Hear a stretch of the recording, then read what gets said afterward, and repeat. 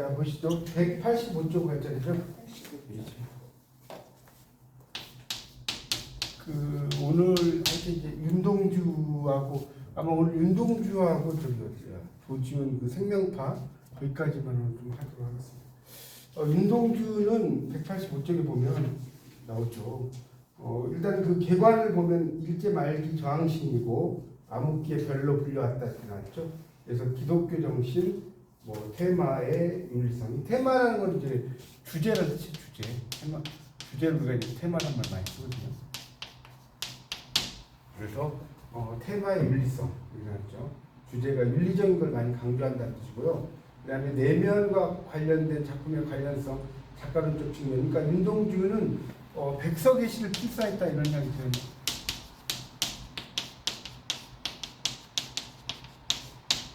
썼고요. 그래서 윤동주는 자신에게 되게 엄격한 어떤 성향을 가지고 있어요. 자신의 시를 읽어보면 그런 게 많다는 거고요. 또 윤동주의 시 속의 수치감, 자기 혐오, 우울, 자기 부정적 정서가 상당히 많습니다. 뒤에 가서 또 설명을 드리겠지만, 그리고 인간 윤동주에게 중요한 과제는 기독교 정신, 민족 현실, 개인 윤리 이런 것들이 얽혀 있는 그런 공간에서의 그러니까 결국 이상적 자아와 현실적 자아가 많아요. 나의 한 내면에 있는 현실과 이상 이런 것들이 상당히 많죠. 뒤에 가면 이제 쉽게 쓰여진 시에 그런 게 많이 나타나 있습니다. 그래서 부끄러움 이런 것들이 상당히 시 속에 많이 있다. 걱정도 이해하시고 185쪽에 그 작가 소개를 가보면요. 185쪽 보세요. 윤동주. 1917년생이에요. 윤동주 1917년생이고요. 길림성 명동촌 기독교 집안. 이 윤동주는 가장 중요한 게 기독교 집안이라는 거에 대해서 드러났죠. 기독교 집안에서 태어나요. 그래서 명동 수학교를 졸업했고요.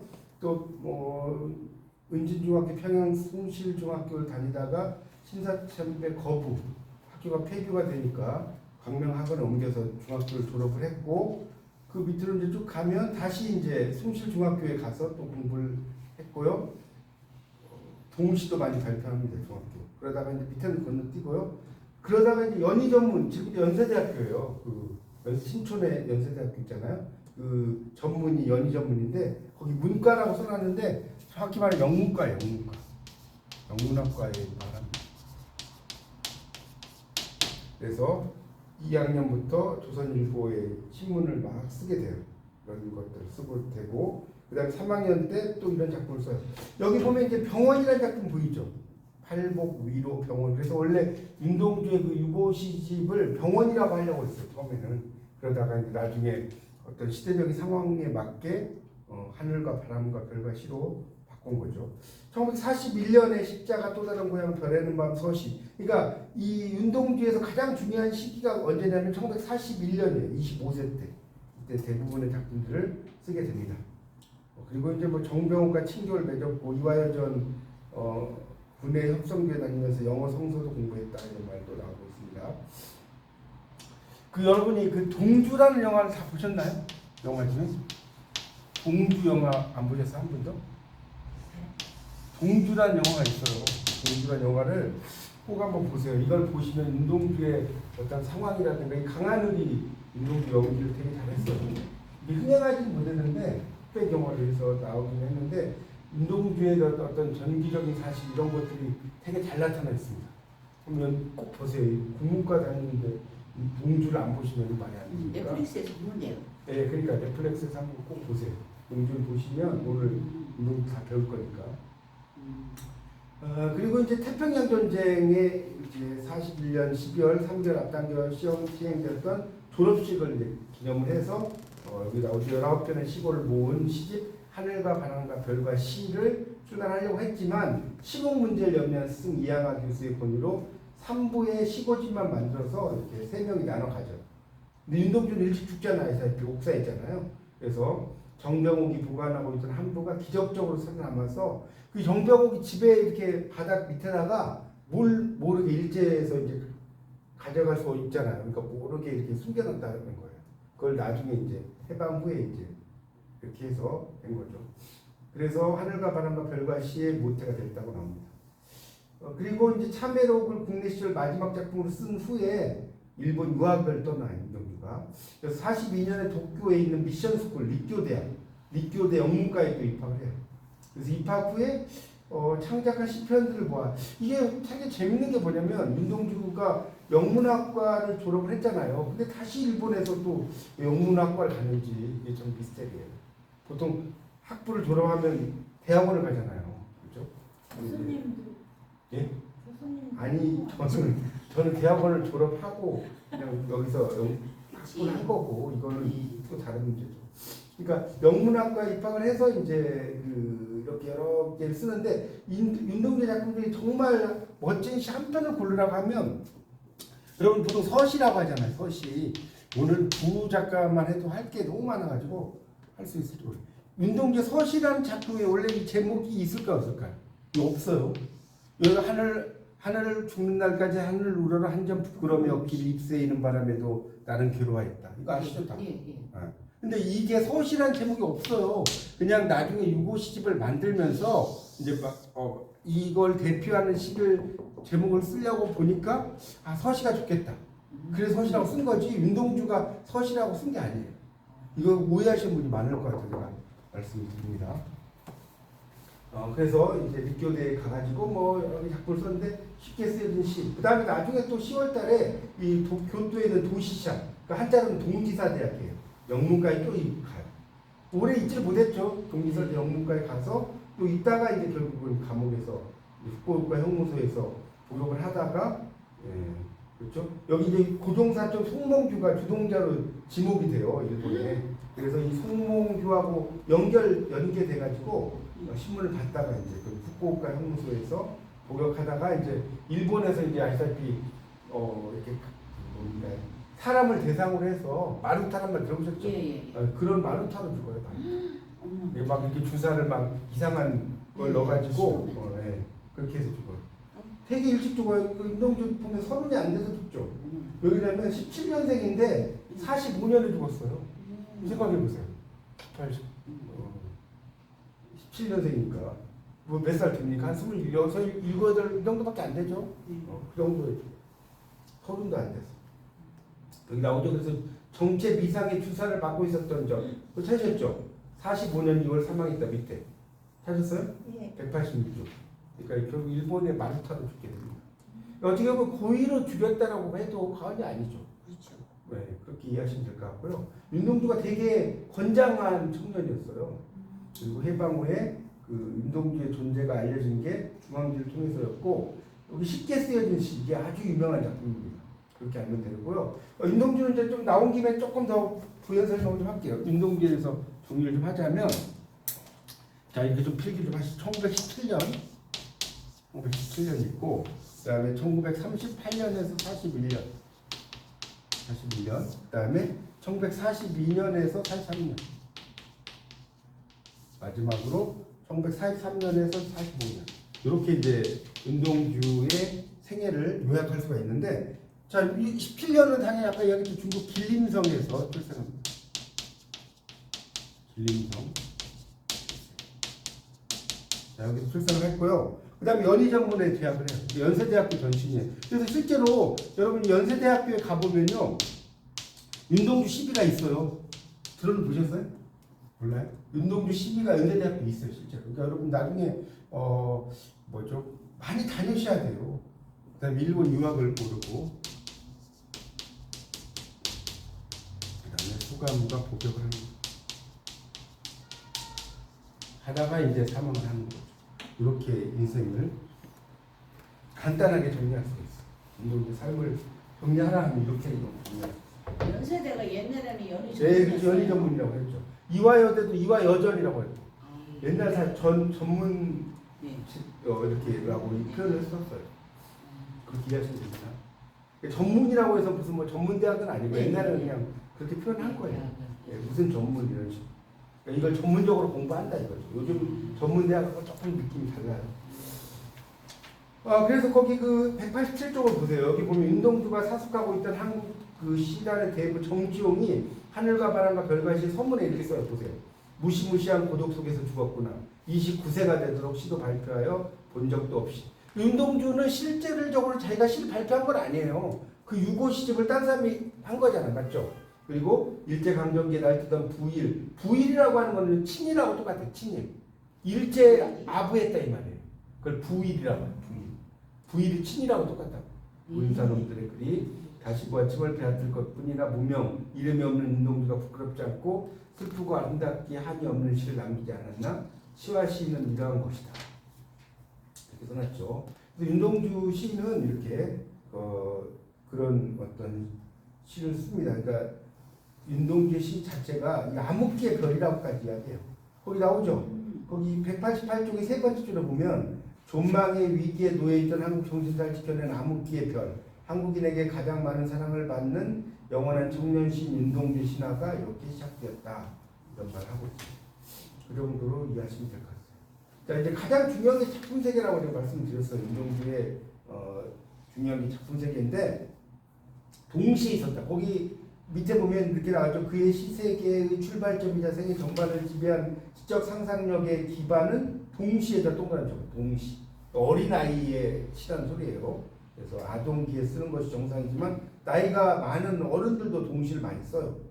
어린이의 마음으로 이렇게 쓰는 거죠. 그 윤동주 시의 특히 이제 별에는 밤 보세요. 밑에 넷째 줄에 별에는 밤 나오죠. 네. 굉장한 동화적인 이미지. 별에는 밤 너무 유명하잖아요. 별 하나의 사랑과 별 하나의 시와 별 하나의 뭐 소학교 때 친구들 막 나오다가 맞죠? 뭐 어머니 당신의 이름을 불러봅니다. 막 이렇게 하는 게 상당히 동시적이고 동화적인 이미지란 소리예요. 그리고 대인 관계에 상당히 그 포용적이고 부드러운 면모를 갖고 있었다고 나오고 있습니다. 그래서 상당히 외유내강형, 그러니까 외유내강이라는 게 뭐냐면 겉은 부드럽고 안은 강하다는 뜻이에요. 이런 윤동주의 이 성격에 관해서 이렇게 지원합니다. 여기 보면 뭐 이렇게 나왔죠. 동주는 깊은 애정과 폭넓은 이해로 인간을 긍정하면서도 자기는 회의와 혐오로 자신을 부정하는 괴벽한, 그러니까 괴짜라는 뜻이에요. 괴벽한이라는 뜻이에요. 휴머니스트. 휴머니스트 하면 인간주의자, 인도주의자 뭐 이런 정도로 번역할 수 있습니다. 이 영어로 쓴 거예요. 휴머니스트. 그리고 그 인생관이 시작이 됩니다. 윤동주가 그런 사람. 그 밑에는 건너뛰겠습니다. 중요한 거 다 하려면 끝도 없으니까. 자, 190쪽으로 넘겨보세요. 그래서 이제 190쪽에 보면 두 번째 줄에 이런 말 나오죠. 그는 예수로 상징되는 기독교적 이상 실현을 인생의 목표로 설정한 대신 성과 악의 복합적인 현실 인간을 보는 시각은 좁았던 것이 아닌가 생각됩니다. 윤동주 시를 읽어보면요, 되게 어떤 게 많냐? 기독교적인 관점이 되게 많아요. 그러니까 저번에 여러분이 공부했던 서정주하고는 완전히 다르죠. 서정주는 어땠어요? 불교적이었죠. 서정주, 미당 서정주 있잖아요. 서정주가 국가협회서를 쓸 때 제가 저번 시간에 좀 앞뒤 이야기에다가 넘어갔는데 한송이 국화꽃을 피우기에 뭐 어쩌고저쩌고 하다가 네, 그립고 아쉬움에 가슴 조이던 먼 젊음의 뒤안길에서 이제는 돌아와 거울 앞에선 내 누님같이 생긴 꽃이요. 그 다음 마지막 연이 뭐예요? 마지막 연. 노란 내 꽃잎이 피려고.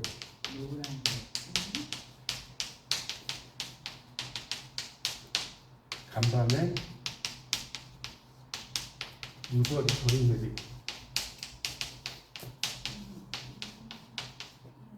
내게는 잠도 오지 않았나. 다 외우지 않으셨어요 이런 거? 이 시를 이제 이 마지막 그 연이죠.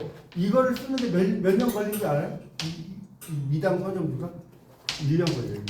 마지막 연이 생각이 안 나가지고요.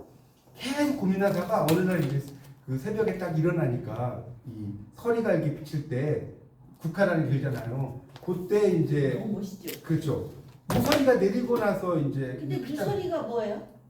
서리 있잖아. 서리가 있는데 무서리라는 게 서리는 서리인데 약간은 뭐랄까 하늘에서 내려오는데 서리라는 게 뭐랄까 눈인데 하얗지 않고 아니 그러니까 서리인데 이게 뭐라 그럴까 이게 눈 빛 같은 서리 있잖아. 빛 같은 서리 뭐 그런 거라고 보시면 되겠죠.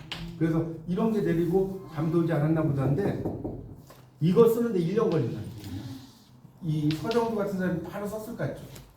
그러니까 여러분이 뭐라고 하죠? 우리가 타고난다 이게 아니라는 거예요. 우리가 볼 때는 위대한 사람은 그냥 타고난다고 해서 물론 이제 기본적인 것도 있겠지. 김연아 선수 같은 경우도 기본적인 피겨 스케이팅의 능력은 있겠지만요 엄청난 노력이 있어요. 그냥 되는 게 아니에요. 무슨 말이겠죠? 자, 그래서 다시 교재를 보세요. 거기 190쪽에 보면 190쪽에 기독교주의적인 것이었다. 그리고 선악과 이런 시각은 좀 좁았다 이런 정도고요. 그 다음에 그 다음 단락에 보세요. 연희 전문 시절에 응시하는 스타일의 작품을 많이 썼다고 나왔죠. 기독교 신앙 계속 기독교가 나와요. 이거고요. 뭐 십자가는 당연히 이렇게 나오겠지만 뭐 그런 것들도 있고 또 슬픈 족속도 있고요. 또 일제 말기에 병든 청년 군사 병원. 그러니까 아마 이 병원은 자신을 모티브로 쓴 것 같아요. 후쿠오카 형무소에서 이상한 약을 주사를 받았다고 그랬잖아요. 마루타. 뭐 그런 어떤 자신의 모습을 쓴 거라고 볼 수 있고요. 마지막 작품 바로 쉽게 쓰여진 시. 여러분 윤동주 하면 대표작이 뭐냐면 대부분 서시라고 하잖아요. 저는 그건 잘못됐다고 봐요. 서시는 그냥 서시고 윤동주를 가장 대표할 수 있는 시는요. 저는 단언코 쉽게 쓰여진 시라고 봐요. 이거 얼마나 멋있는지 봐요. 이제 좀 이따가 알려드릴게요.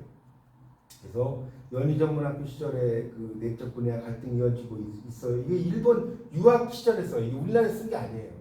이게. 그래서 이제 그 뒤에 가서 좀 설명드리겠습니다. 나머지 좀 건너뛰겠습니다. 이걸 다 일일이 이야기할 필요는 없어요. 191쪽에 두 번째 단락으로 가겠습니다. 자, 일제가 무모한 침략 전쟁을 수행하고 있었으며 수많은 지식인과 시인들이 일본 국민이 되는 길을 외치고 있는 40년대 문단을 무연이라는 걸 좀 설명해요. 무연. 그럼 무연이 뭐예요? 무연. 뜻이 뭐예요? 없는 이거 없는데 인연이잖아요. 인연이 없다. 인연이 없다. 네, 그렇죠. 인연이 없는 그걸 무연이라고 합니다. 그러니까 이것도 보세요. 그냥 활동가 인연이 없었기 때문에 이렇게 쓰면 되는데 굳이 막 이렇게 학술적인 글쓰기는 좀 어렵게 쓰려고 하는 거예요. 인연이 없기 때문에 못 알아들어요. 그죠? 오히려 청년다운 순결한 영혼의 투쟁을 간직할 수 있었다.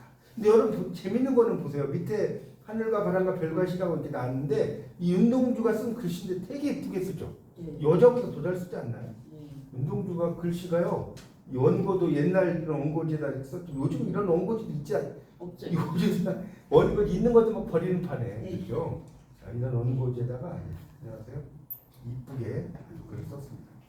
이게 1941년 41년에 뭐 이제 그때 이제 아마 쓴 마지막으로 쓴 시가 하늘과 바람과 별과 시 해가지고 이제 나온 건데 그런 데.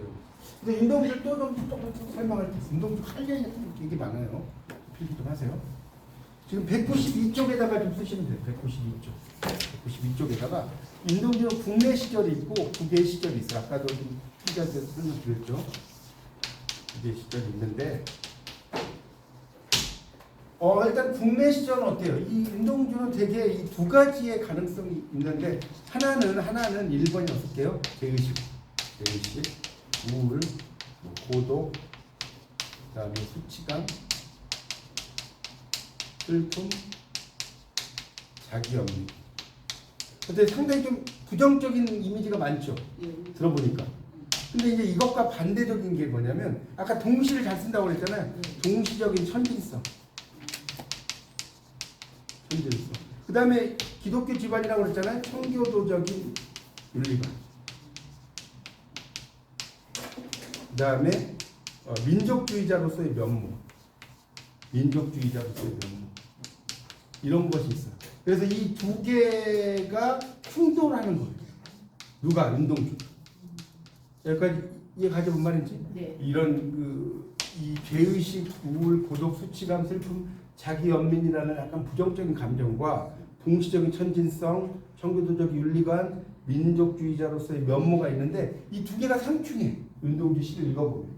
그런 게 상당히 많습니다. 자, 일본 유학 시절에는 어떠냐? 좀 더 그 정신적으로 훨씬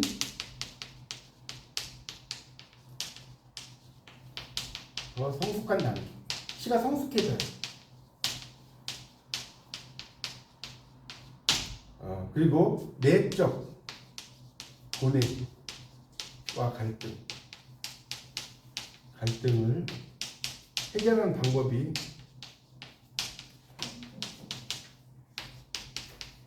과거와 다른 면모를 지닙니다. 근데 그거는 이제 여러분 시를 통해서 말씀드릴게요. 어떤 면에서 다른 면모를 지니지는. 그래서 이렇게 윤동주의 시는 국내 시절과 일본 유학 시절로 딱 나눠져요. 딱 나눠지는데 국내 시절의 시는 상당히 내면적인. 그러니까 이걸 이제 우리가 좀 더 유식하게 말하자면 뭐냐, 현실적인 자아와 이걸 다시 다른 말로 한다면 이렇게 이야기해서 현실적인 자아와 이상적인 자아의 갈등이다.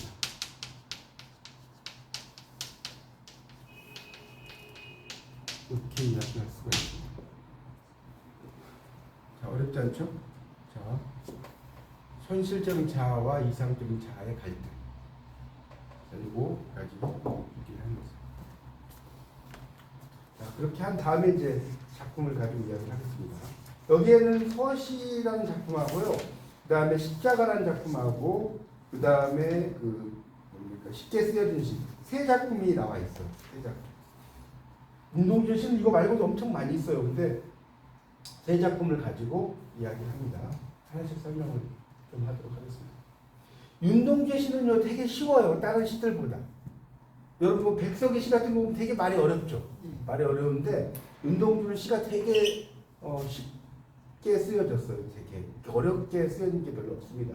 동심이라서. 네, 동실도 좋아하고. 자, 볼까요? 서시부터 한번 보시겠습니다. 죽는 날까지 하늘을 우러러 한 점 부끄러움이 없기를, 이렇게 나왔죠. 그러니까 죽는 날까지 하늘을 우러러 한 점 부끄러움이 없기를 여기다 밑줄 쳐보세요. 이게 이제 뭐냐면 비현실적인 윤리적 과제예요. 비현실적인 윤리적 과제. 여러분 생각해보세요. 자, 나는 죽을 때까지 한 점 부끄러움이 없게 살았다. 이런 사람 있어요? 없죠. 이게 맹자에 보면 맹자 삼락이라는 게 있거든요. 맹자가 뭐 군자 삼락이라고도 하고 맹자 삼락이라고 해요. 다 같은 말이에요. 군자 삼락이라고. 자, 군자의 세 가지 즐거움 중에 하나, 제가 이거 이야기했었나요? 첫 번째가 뭐라고 써요? 부모, 구존, 형제, 부고. 부모님이 모두 살아계시고 형제간에 아무 탈이 없는 거. 이게 첫 번째 즐거움. 두 번째가 뭐였죠? 두 번째? 앙불 기어천함의 부부 작의. 위로 하늘을 향해 부끄러움이 하나도 없고 아래로 땅을 내려봤을 때 사람에게 부끄러움이 없어요. 시간이 없어서 그냥 우리말로 쓸게요. 한잔 여러분이 인터넷 검색해 보세요. 그러니까 위로 하늘을 향해서 한 점 부끄러움이 없고 하늘에, 아래로 땅을 내려봤을 때 사람에게 부끄러움이 없어요. 세 번째가 뭐였죠? 득천하 영재의 교육이죠. 천하의 영재를 얻어서 교육하는 거. 이게 세 번째 즐거움이에요. 이게 이제 맹자 삼락. 득천하 영재의 교육지 삼락이야.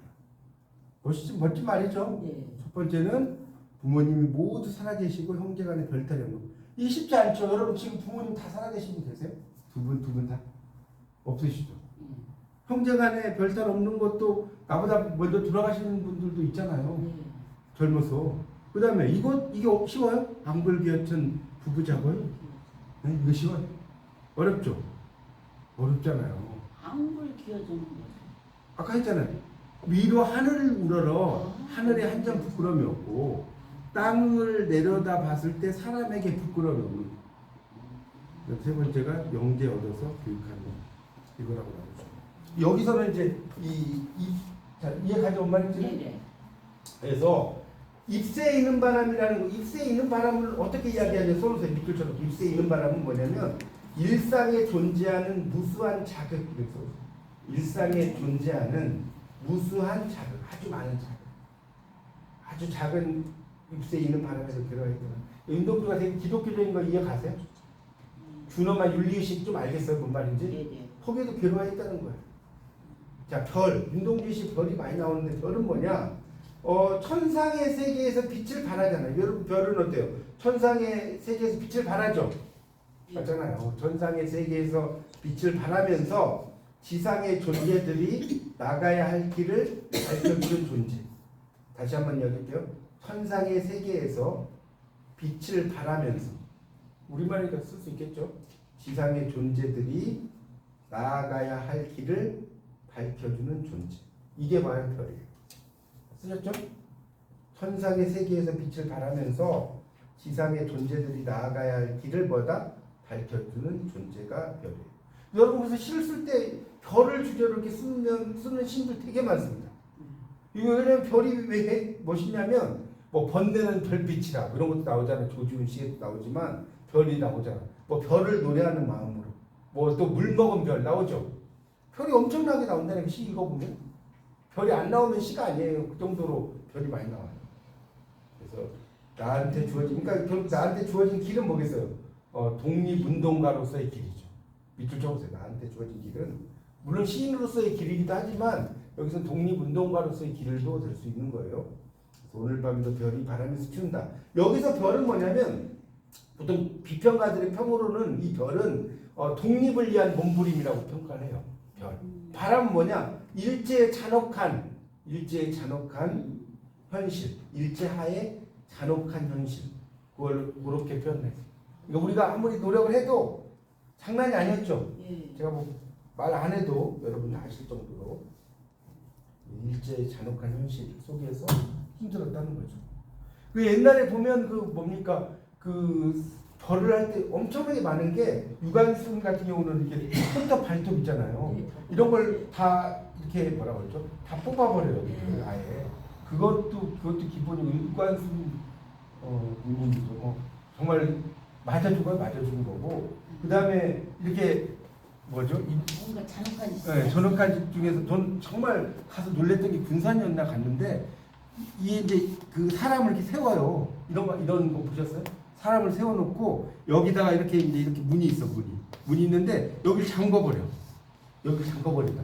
그러니까 이렇게 잠그면 그러니까 감옥에 있는 거는 호텔이야. 이렇게 딱 서 있잖아요. 아무것도 못해요. 그리고 여기서 뭐 대소변도 볼 수도 없고 이해 가십니까? 제가 이제 거기 가서 좀 체험을 한다고 정말 있는데 누가 이렇게 잠궈버린 거예요 여기를 이제 체험한다고 1분 정도 있는데 이야 미치겠더라고. 근데 막 이런 데다 며칠을 그냥 이렇게 세워놓는다니까. 이거는 뭐 형벌을 안 하는 것 같으면서도 엄청난 형벌이죠. 정말 여기 가세요? 이런 데가 있단 이런 게 정말 일본. 진짜 이 국문학 공부하면 여러분 정말 독립 투사가 된다니까요. 그래서 이제 여기 쭉 읽어보시면 이제 어쩌고저쩌고 이건 여러분 읽어보세요. 제가 다 하겠습니다. 시간 관계상. 그래서 이제 그런 내용들을 이제 윤동주가 이 시 속에 많이 이야기했다는 거예요. 나머지는 여러분 좀 읽어보시면 될 것 같고요.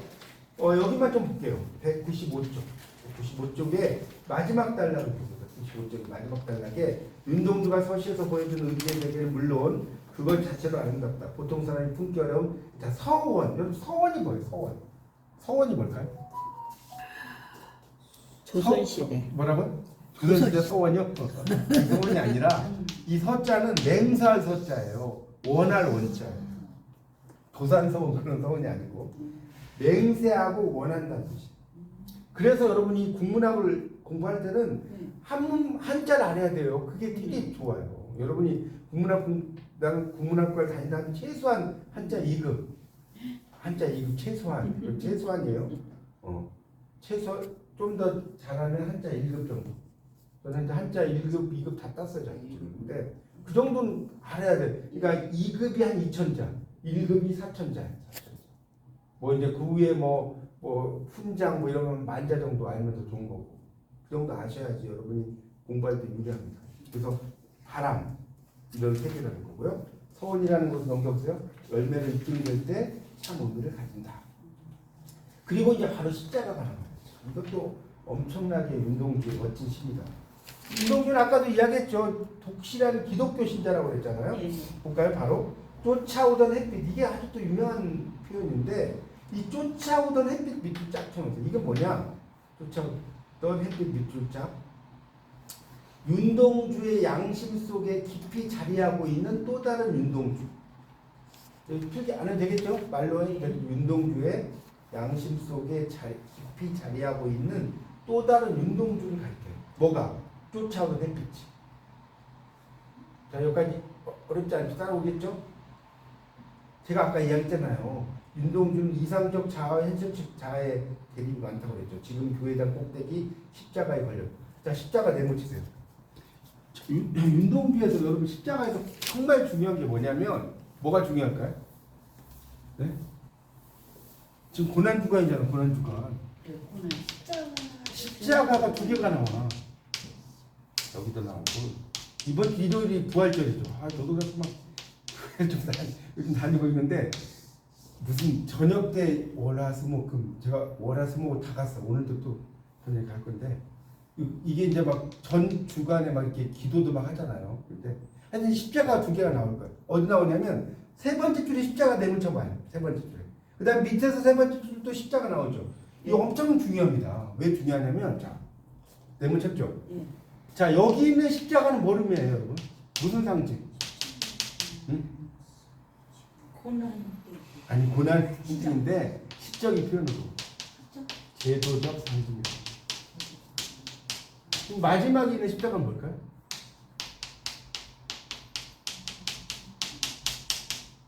개인적 상징. 개인적 상징을 제가 뭐에 뭐하라고 했는데 공부하셨나 보죠. 뭐에 뭐하죠?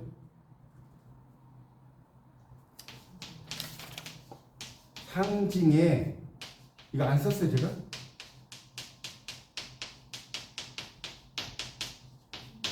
상징의 제문맥화 처음 들어요? 아니요 저번에 이걸 상징의 제문맥화라고 하는 거예요. 개인적 상징을. 그러니까 밑에 있는 십자가는 운동주의 십자가라고, 위에 있는 십자가는 예수님께서 골고다 언덕을 올라가는 십자가. 그러면 알겠어요? 네.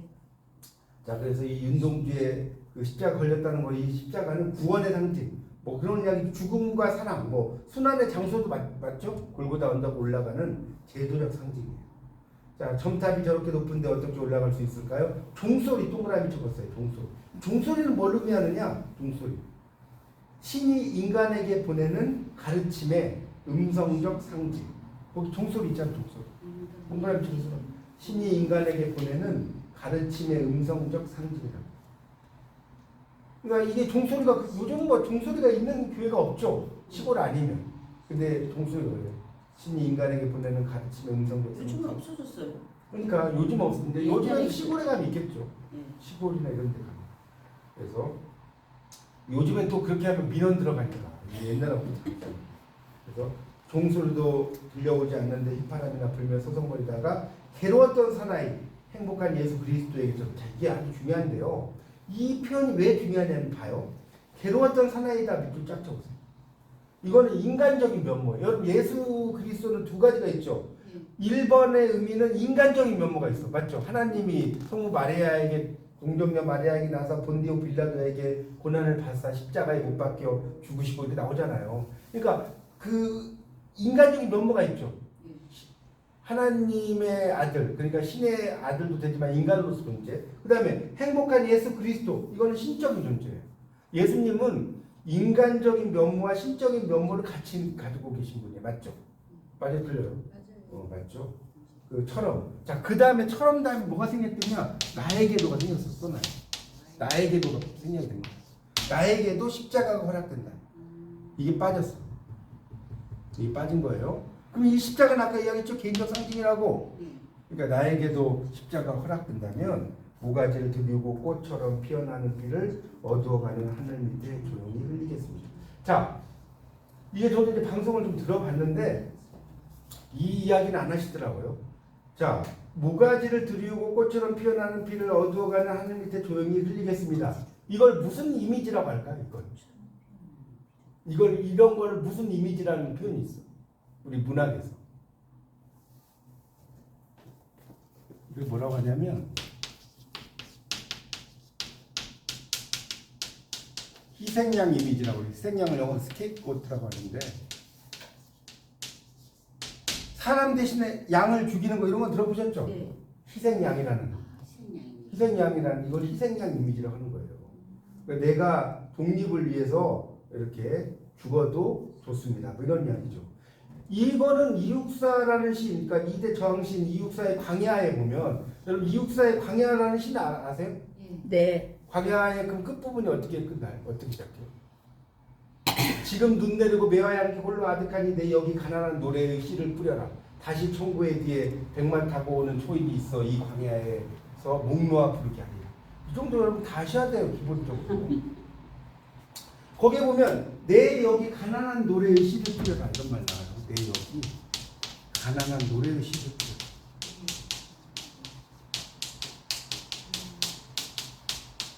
자, 이게 뭐에 나온다고? 이육사의 감명. 자, 이게 무슨 의미지? 이게 무슨 의미지? 이게 희생양 이미지인 거예요. 그러니까 결국 희생양 이미지는 독립을 위해서 이렇게 노력한다는 거예요.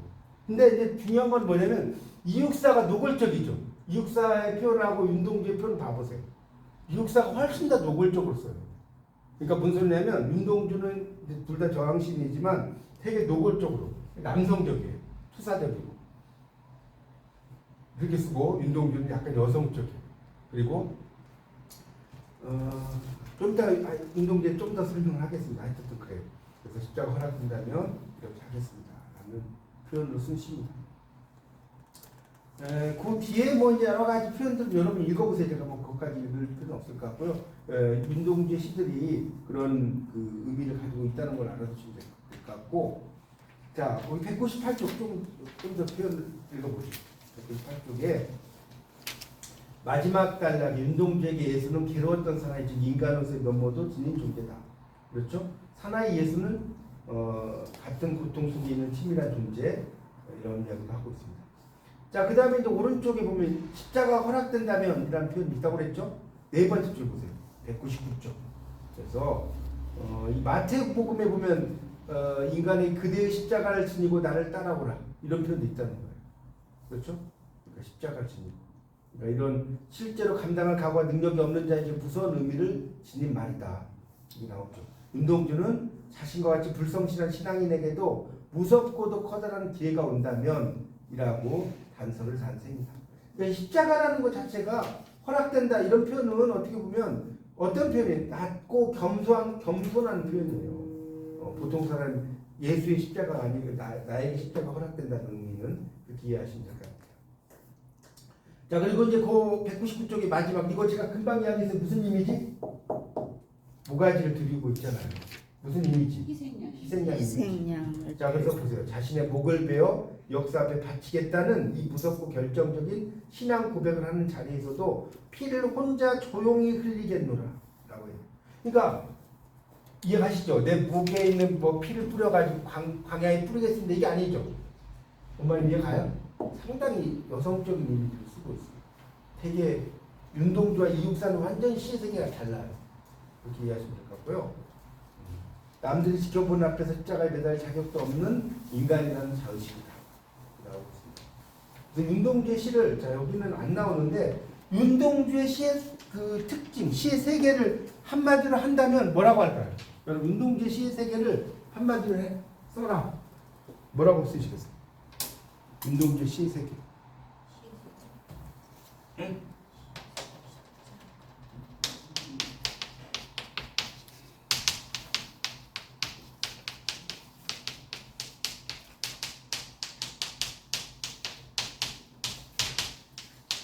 이렇게 이야기할 수 있어요. 자아성찰. 영어로 이제 셀프 리플렉션이라고 하는데 자아성찰과 부끄러움의 비약. 나를 계속해서 이렇게 돌아보는 거예요. 성찰이라는 게. 운동주의 시를 보면 되게 부끄럽다는 말이 되게 많이 나와요. 부끄럽다. 부끄럽다는 표현을 되게 많이 써요. 여러분 시인 중에 부끄럽다는 말을 쓰는 남자 시인이 한번 있나 봐보세요. 없어요. 보통 부끄럽다는 표현은 여자들이 좀 더 많이 쓰지 않나요? 남자보다? 그렇죠? 그래서 운동주가 되게 여성적이라는 걸 알 수가 있어요. 그 부끄럽다는 표현이 이제 또 여러분 공부하실 쉽게 쓰여진 시에도 또 나와요. 정확히. 이게 이제 여러분 시를 읽어봐야지 진짠가? 알 수 있을 거 아닙니까? 그래서 시가 중요한 거예요. 여러분이 국문학 공부를 할 때 이렇게 생각하시면 돼요. 야, 이거 나 시 좀 읽으러 왔는데 뭐 이렇게 복잡해. 이렇게 생각할 수 있지만 이런저런 시의 어떤 비평을 막 이렇게 알아야지 여러분 시를 어떤 사람이 시를 준 걸 읽어도 좀 더 어때요? 보통 사람보다는 보는 시야가 좀 더 좋아지겠어요? 나빠지겠어요? 좋아지죠. 이 맛에 공부하는 거예요. 여러분이 왜 시나 좀 쓰러 왔더니 뭐 이렇게 복잡해 이렇게 생각할 필요 없고요. 내가 좀 더 시를 잘 읽기 위해서 소설을 좀 더 잘 읽기 위해서 국문학 공부한다 생각하면 되게 재밌는 거예요. 이걸 그냥 뭐든지 어떻게 생각하냐 거죠. 자, 보세요. 화해하는 부자 쉽게 쓰여진 시입니다. 볼까요? 창밖에 밤비가 속살거려 육첩방은 나는다. 이게 이걸 이국적 정서라고 이야기하는데 이국적 정서. 강의 안 나온 이야기 많이 했는데 그걸 뭐라고 하는지 엑조티시스입니다. 엑조티시스. 이걸 이국적 정서라고 이야기하는. 그러니까 육첩방이라는 단어는 뭐냐면 이 방석이죠. 방석. 다다미돌이라고 해서 이 방석 한 6개 정도 깔 수 있는 공간입니다. 육첩방이라는 그 소리예요. 다다미가 6개 연결되는 방. 그러니까 실제로 뭐 6개만 연결되면 말이 안 되잖아요. 이거 몇 평 되겠어요. 그러니까 그만큼 작은 방. 뭔 말인지 이해가시죠? 그걸 이제 보통 육첩방이란 말을 많이 써요. 그러니까 우리나라에서는 육첩방이라는 표현이 없어요. 아시겠습니까? 그러니까 부모님의 학비로 살아가는 어떤 일본 유학생의 이국적 정서를 쓴 거예요. 거기다 써놓으세요. 부모님의 학비로 살아가는 일본 유학생의 무슨 정서? 이국적 정서. 이걸 써놓으십니다. 정말 멋있는 시예요. 이 시는. 저는 윤동주의 시 중에 하나를 뽑아라라고 하면 물론 이제 별에는 밤도 있고 서시도 있지만 저는 단언코 쉽게 쓰여진 시를 뽑을 것 같아요. 여러분 아까 제가 윤동주 봉주라는 영화를 보면요 마지막 부분에 이게 나와요. 진짜 쉽게 쓰여진 시가 비가 막 오고 있어. 거기 윤동주가 이제 거기서 이제 하숙을 하고 있는데 잠을 자고 있는데 비가 올 때 막 원고지에다 쓰는 장면이 나오더라고. 그래서 창밖에 밤비가 속살거려 육첩방은 난다라. 그러니까 이게 이제 이 육첩방은 결국 뭐냐? 또 밑줄 치고 쓰세요. 윤동주 특유의 시적 공간이죠.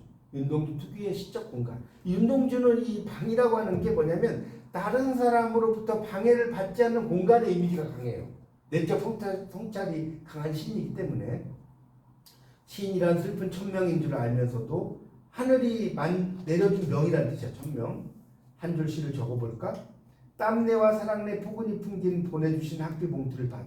근데 이 말은 뭐예요? 가족의 기대와 헌신으로 유학생활이 이루어진다. 그렇게 써놓으세요. 가족의 기대와 헌신으로 유학생활이. 이거 내가 뭐 과외해가지고 다니는 게 아니라는 소리야. 맞죠? 가족의 기대와 헌신으로 유학생활이 이루어진다. 그래서 대학 노트를 끼고 늙은 교수의 강의를 들으러 간다. 이게 참 재밌죠. 왜 재밌냐면 이 부분이 자 지금 현재는 일제 치하잖아요. 그리고 일제가 험악해졌어요, 안 험악해졌어요? 우리나라에 험악해졌죠. 그러니까 이 시국적인 상황은 되게 날로 험악해져. 근데 그러니까 청년이 고뇌를 해야 돼. 맞죠? 고뇌를 해야 돼. 근데 이 상하탑의 풍경은 어때요? 되게 낭만적이죠. 그렇지 않나요? 아, 맞잖아요. 이게 지금 막 일제가 막 우리나라를 식민지화 해가지고 막 뭐 전쟁을 일으키고 이런 상황인데 일본의 그 캠퍼스는 되게 어때요? 상하탑은 그런 거하고 무관하다는 거야. 그걸 이렇게 써놓은 거라고. 생각해보면 어릴 때 동물을 하나를 죄다 잃어버리고 나는 무얼 바라. 나는 다만 홀로 침전하는 것일까. 자 여기 네모를 좀 쳐볼까요? 생각해보면부터 것일까까지 전체 네모 쳐보세요. 생각해보면부터 것일까까지. 자 그리고 뭐라고 쓰냐면 스스로에 대한 자문.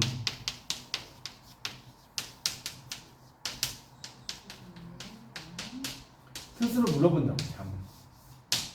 스스로에 대한 자문이라고 했어요. 난 무엇을 바라서 홀로 침전하는 것일까?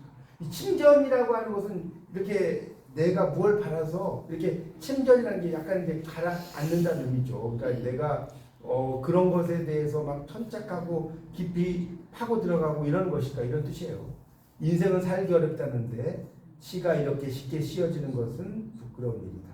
자 여기 네모 쳐놓고 별표 쳐놓으세요. 인생은 네모하고 별표 치라고. 인생은 살기 어렵다는데 시가 이렇게 쉽게 쓰여지는 것은 부끄러운 네모하고 별표. 자, 그러니까 결국은 이게 부끄러움의 미학이라는 거 기억나죠? 네. 그 윤동주의 나는 쉽게 쓰여진 시를 다 못 외운다 하면 이 부분은 좀 외워두세요. 인생은 살기 어렵다는데 시가 이렇게 쉽게 쓰여지는 것은 부끄러움. 그러면 여러분 생각해볼까요? 그럼 윤동주가 시를 쉽게 썼느냐? 이 시를 그건 아니에요. 겸손한 표현이에요. 윤동주가 이 시가 막 그냥 뭡니까 펜 하나 딱 들고 있는데 막 나왔을 것 같아요. 엄청나게 썼다 지웠다 했어요. 했는데 세상은 이렇게 힘들어. 지금 일제하고. 근데 내가 이렇게 시를 쓴다는 것 자체도 부끄럽다는 거예요. 그러니까 일제하기 때문에 나는 절필하고 이래야 되는데 이런 식으로 이제 약간 겸손한 표현이라고 이해하시면 좋을 것 같아요. 그다음에 육접방은 남이 너나 창밖에 밤비가 속살거리는데 이게 이제 200페이지에 보면 그 이행의 육접방은 남이 너나 나오죠. 그다음에 창밖에 밤비가 속살거리 나오죠. 이걸 바꿔놨잖아요. 그러니까 다시 한번 환기시키는 거예요. 그러니까 여기다가 그 표시해 놓으세요. 육접방은 남이나 창밖에 밤비가 속살거리는데 이 부분은 뭐냐면 여기 쓰세요. 현재 시적자가 놓인 상황을 다시 한번 환기함. 현재 시적자가 놓인 상황을 다시 한번 뭐한다? 환기, 불러일으킨다. 이렇게 쓰셨나요? 현재 시적자가 놓인 상황을 다시 한번 뭐한다? 환기한다. 자, 그 다음에 여기 또 네모 좀 주세요. 등불을 밝혀 어둠을 조금 내몰고 시대처럼 올 아침을 기다리는 최후의 날. 이 네모 좀. 자, 이거요, 여러분, 윤동주 제가 말씀드렸죠. 아직까지 동주 안 보신 분은 꼭 보세요. 자, 일본에서 윤동주를 신문을 해요, 형사들이. 어떤 걸 가지고 걸고 넘어지냐면 이걸 가지고 걸고 넘어지죠. 이걸 가지고 등불을 밝혀 어둠을 조금 내몰고 시대처럼 올 아침을 기다리는 최후의 날. 너 이거 독립을 위한 시 아니야? 막 계속해서 나갔죠. 이게 나온다니까 진짜로. 이 영화를 보면. 그래서 결국은 이 시대처럼 올 아침은 광복을 의미하는 거예요. 맞죠? 광복 아니에요, 광복? 광복을 기다린다. 또 등불을 밝혀 어둠을 내몬다는 것은 이거는 어떤 독립을 위한 몸부림, 뭐 이런 거, 투쟁 이런 걸 의미하는 거예요. 그걸 이제 시적인 표현으로 이렇게 써놓은 거죠.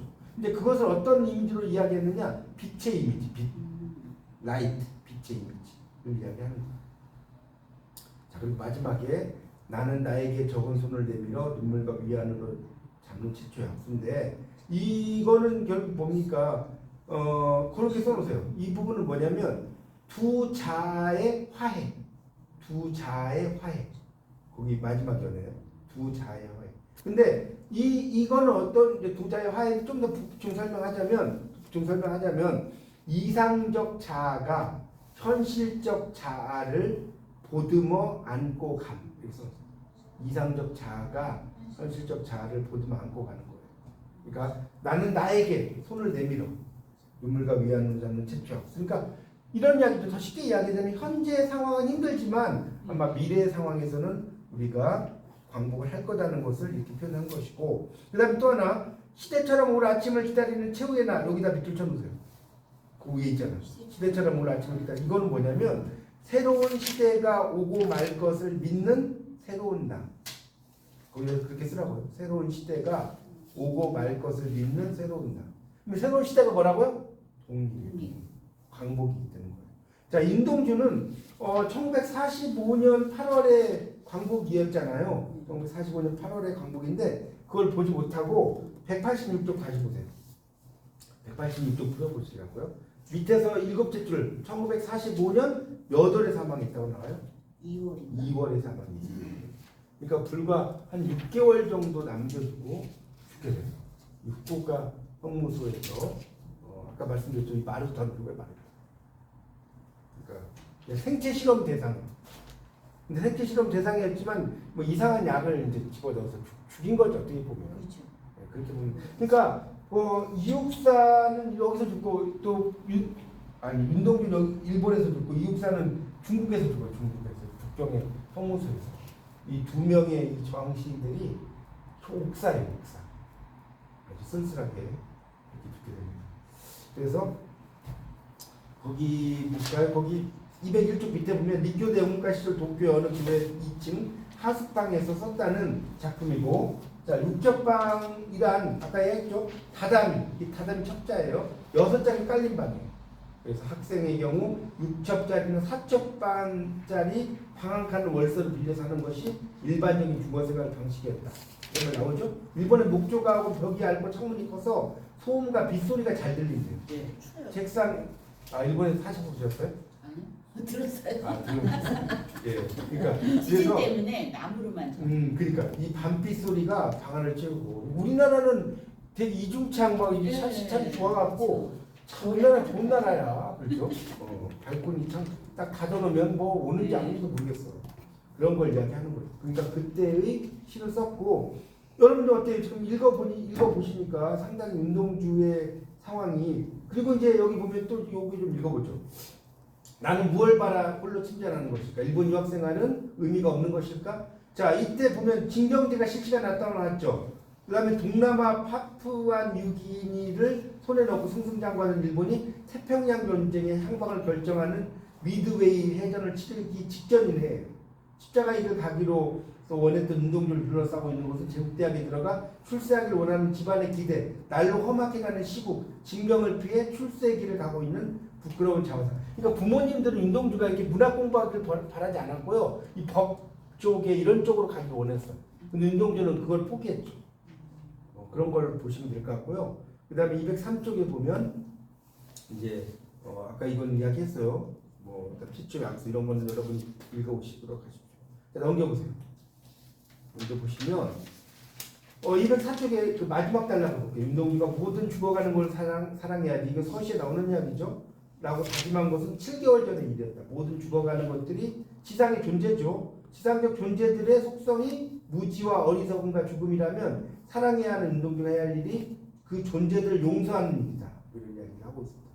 운동주의 시를 보면 이렇게 주변에 있는 것들에 대한 사랑 이런 게 되게 많아요. 그 여러분 그 나온 김에 하나 좀 설명을 드리면 우리가 사람 인자를 이렇게 쓰자는 사람 인자라고 하면 이게 두 사람이 이렇게 마주 이렇게 의지한다 이렇게 생각하는데 전혀 아니고요. 틀린 말이에요.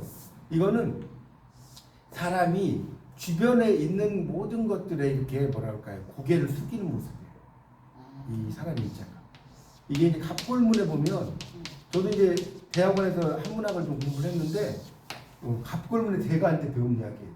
우리가 이렇게 생각하는 건 다 거짓말이에요. 이게 아니라 한 사람이 주변에 있는 그런 사물에 고개를 숙이는 모습. 거기서 이 사람 인자가 나왔어요. 사람 인자가 나왔어요. 그러니까 이제 여러분이 이 사람 인자는 그런 거고 점칠복자 그러니까 이게 보면 헷갈리는 게 이건 사람인이고 요즘 쓰는 거는 요게 점칠복인 건 알죠? 예. 점칠복. 이 점칠복은 왜 점칠복이냐면 갑골문이라고 하는 건 거북이 백껍질에다가 이게 불을 피우는 거예요. 그럼 불이 막 가면 이게 갈라지겠죠. 갈라지는 모습. 거북이 배딱지가 갈라지는 모습. 요걸 보고 점칠복자를 쓴 거죠. 아시겠어요? 우리가 선거하잖아요. 이제 4월 10일 날 뭐 선거를 하면 거기서 이렇게 도장이 이렇게 생겼잖아요. 이게 사람 인자로 아는 분이 되게 많아요. 사람 인자가 아니에요. 점칠복자. 누가 당선될지 점쳐보자. 이걸 모르면 여러분 다 사람 인자로 알았죠. 사람 인자 아니라니까. 점칠복이. 나중에 제 말이 못 믿겠다. 도장 찍을 때 잘 봐보세요. 이게 이렇게 돼 있는지 이렇게 돼 있는지 거짓말인지. 자 그래서 이제 다시 205쪽으로 가겠습니다. 그래서 결론을 보면 이거 하고 좀 쉬겠습니다. 한용과 윤동재 씨가 불교시와 기독교시 이거 맞죠? 정종은 카톨릭시 이거 다 공부했잖아요. 맞죠? 윤동주는 이제 기독교적인 정신이다 이런 이야기 써놨어요. 거기 그 첫 번째 단락에 한 8째, 9째 줄 정도 쭉 내려가서 밑줄 치세요. 그의 신부터 찾았어요? 쭉 내려가면 있잖아요. 그의 신은 거기서 밑줄 치라고. 기독교 정신을 기반으로 한 한국시 중 가장 성공적으로 한국 문학사에 정착한 사례다. 그 다음 또 밑줄 치세요.